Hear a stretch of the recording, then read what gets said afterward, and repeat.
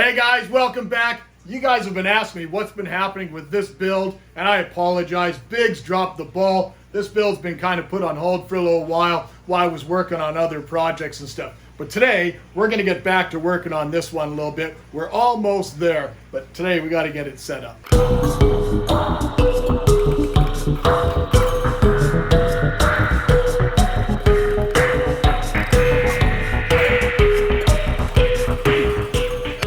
Now clearly we got to get them set up. They deserve something far better than this. And I've mentioned it before, what I want to do with these two Vivariums, and that project has been waiting for me to finish the last one, so we got to get these tokays moved. They're not going to be moving today because we're probably about 3 days away of doing the amount of projects that need to be done, but it's going to happen. Let's take a peek at the tokays, see how they're doing. So if you guys remember, when I landed the tokays, they were about this big. Show you a quick picture here of what they looked like when we were landing them. We still got all 5. And they're decidedly bigger. Do we see any of them? They're all sitting there staring at us. They're not happy about the fact that I've gone and put light in here. But they are all like 6 inches plus. They're double the size of what they were. We've had no aggression whatsoever yet. When we do catch them and move them over, we will sex them out and see if we can see what we've got for boys and girls. But we still have all of them. So they desperately need a palace. One of the things that's been holding me up is really honestly has been actually finding planting material. So I was able to source some different plants. We got a beautiful new calanthe. I've got some different types of ferns. Guys already know I have all the different Nepenthes already over in the Beast Vivarium, and they're starting to get out of control in that one. So we need to move them all over. But before we can even get started, everything here hasn't changed since the last video. I patched up this one little thing here. It's just drying. But first thing I guess we got to do is I got to get it all cleaned out. We've got to go and get the clay balls down there for humidity, get our landscape fabric down and netting, and then fill it up with substrate. And then we can start installing some of the different technical equipment, the heating and lighting and those type of things, and start putting it together. And then we can start working on some of the planting. But let's get it cleaned up to start.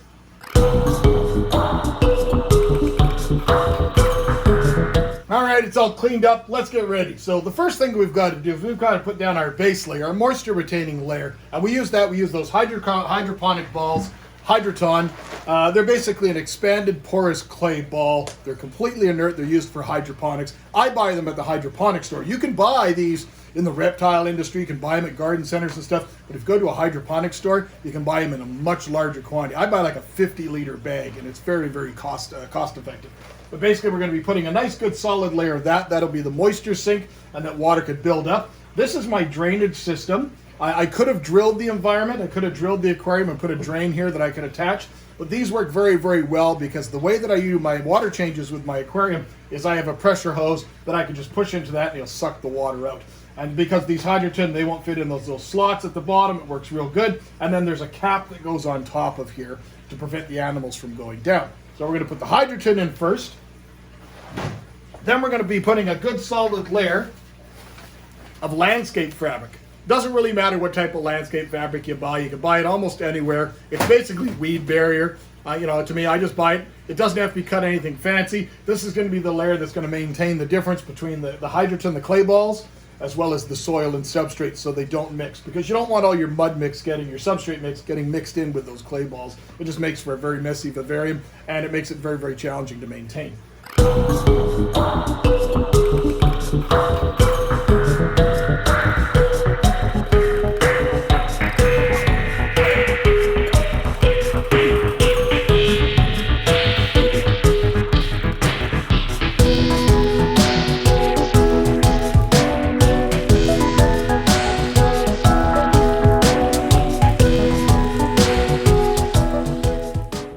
Due to the irregular shape with all these different pieces incorporated directly attached to the bottom, putting in a piece of landscape fabric neatly is always going to be a challenge. You don't have to worry about that. It's just creating a barrier. It's a barrier to stop the substrate from mixing with this bottom layer. So basically I'm going to be folding it back over, make it fit as tight as you can, get it into all the little corners as best as you can. This is not a burrowing species. Tokays are not a burrowing species, so they're not really going to be challenging or digging in here. So You can see this goes right down to the glass. This is for my drainage hole. And then all the substrate's going to go on there, and then I'll conceal all these edges down with the substrate. So let's do that. Now for the substrate, you guys know my mix. We'll put the link up in the corner. But this is my standard, good, very, very organic, naturally mixed, lots of leaf litter and different products mixed in together. Check out the link on how I make my substrate. I use it for all my vivariums, and I've had very, very good success with it. We're going to put a nice deep layer of this. We're basically going to be bringing this up to within a couple inches at the top, so we can still leave our cross ventilation. It'll be nice and open and undisturbed.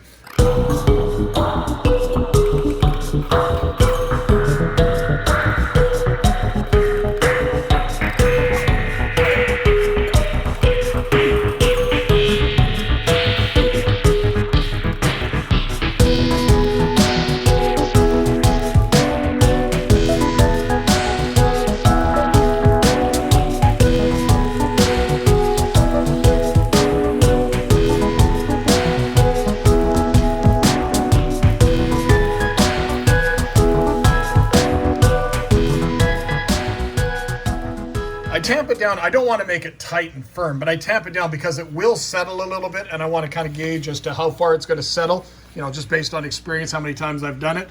All right, I think we're about ready to kind of start with the planting. The one thing I have done is, I don't know if you can see it, but I've added some very coarse perlite. Perlite is a volcanic stone it's similar to lava rock, but it doesn't change the chemistry of the water. So I've added some down there. There's our holes, as I mentioned, in the bottom of the wood that go right through, drain to the base. And then I've done the same thing in this one as well. It's hard to see in the light, but you can't see the shadows of the pumice down there. Now, the other thing that I noticed is I went into the Beast Vivarium, and you'll notice one whole side of it looks empty now. That's because I pulled out the 2 Nepenthes plants that I was going to put in here. I'm going to show you how big they are. So we might have to make some slight modifications to our plants. So this is 2 Nepenthes plants. This particular one is a species. I believe this one is Berkii. It has much larger pitchers and much more ornate pitchers, as you can see by them growing in this other environment. They get all very much twisted up. But if we can untwist it here, you'll get an idea that the pitchers are really, really sharp on this one. It's one that gets the much larger pitchers, and you notice that it's already sent out a secondary plant. So this one here gets big. The other one is just basically, it's the one everyone knows, the common one that's generally sold in the nursery trade is a Lata. Has lots and lots of pictures on it as well. So let's get started. We've got some sphagnum, long fibered sphagnum moss that I've soaked. I've also got some national sheet moss that I've soaked as well. So I'm thinking maybe one up here. Maybe we can make it drape down this way. I think that'll look pretty cool. That way we've got this other little picture here started up already. We're just going to tack that in. Because we have the coarse perlite already in there, we're going to use some of the sphagnum moss. We'll see if we can make this, tack this in nice and cleanly.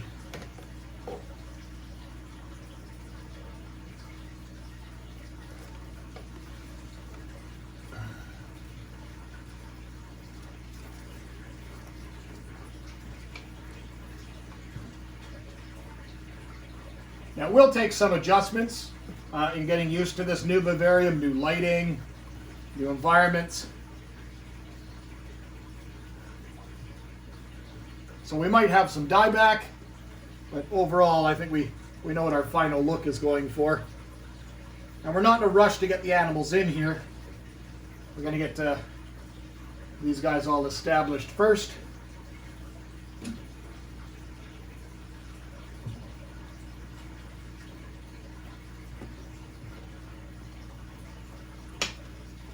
Now, the pitchers will naturally shed themselves when they break down. It is an extension as a tendril of the leaf. This one here has already lost its pitcher. This one's already lost its pitcher. So there's no need for me to go and cut them off.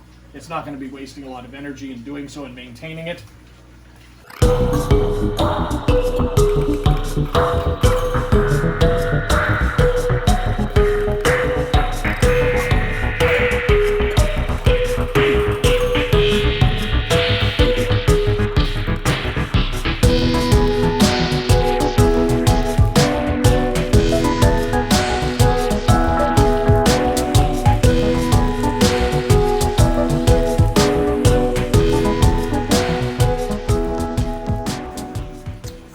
part, I'm pretty pleased with the basic planting.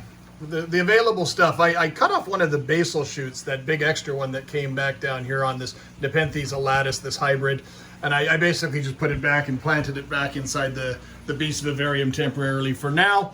I found this bluey green fern, I don't know the name. I found a nice rabbit's foot fern, and I had a nice little kind of like a native fern over here, just little tiny pots that I just kind of got. I got them free at a greenhouse and stuff. They were just things that they were going to toss because they weren't doing well, but if in the proper environment, they should take off. I might put something else down in this area more for ground covers and stuff, but I'm not really certain what else I want to put in there. I don't want to put anything colorful, and I don't want to put anything that requires a lot of light. Now I did put, you saw that I put that big calanthia. I had put it out in front. This is actually where I intended on putting it, but I didn't really like the way how it kind of dominated. I really want to have that cascading thing of Nepenthes just covering this area here. So I moved it to the back there. It is a plant that actually just needs high humidity and fairly low light.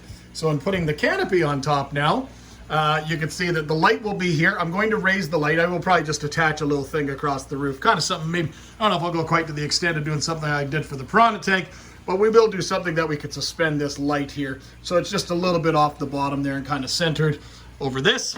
The fans I use for ventilation are just nice little tiny good quality ventilation fans. They're generally used for cooling for computers and stuff. They got nice little rubberized feet.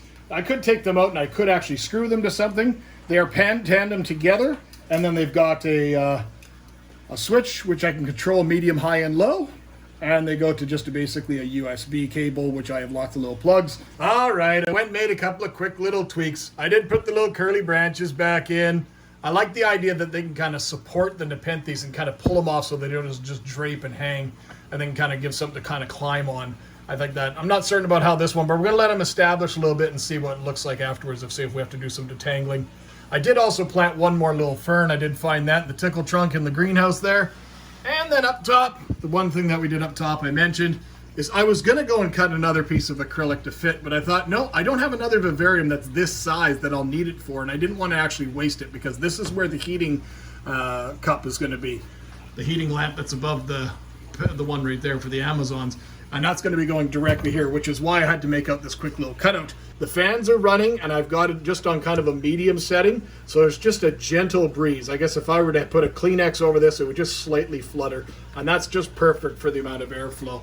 And then that lamp, you know, it's super, super bright, but I really, really like how it's all turned out. Now that lamp is an LED lamp. I could put the link to Amazon, but better is I'm going to basically put the link to Remy. Remy is the gentleman that does Windowsill Nepenthes. That's his YouTube channel. I'll put a link in the description. And we went and did that interview with him.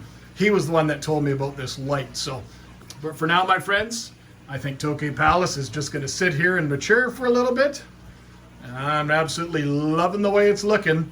Maybe down the road we'll find something we can kind of put along the back there. But until we go and get the misting system, which we already have, but I don't really want to go and install the misting system because it's going to be integral for this system as well. I'm just not 100% certain exactly where I'm going to put the pump. It'll have to be somewhere in this section here, and that means the water has to be above the pump, which will be there, and also has to be easily accessible for me to work with.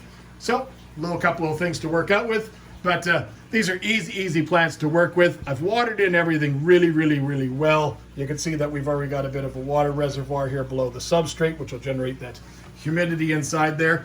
And I'm home for right through until after Christmas. So it's absolutely perfect time. I can come down here every single day and check and see and peek and see how the progress is coming on each of the individual plants. So with that, my friends, thank you kindly for watching. Again, as always, your support is very, very, very, very dear to me. Thanks again. Take care.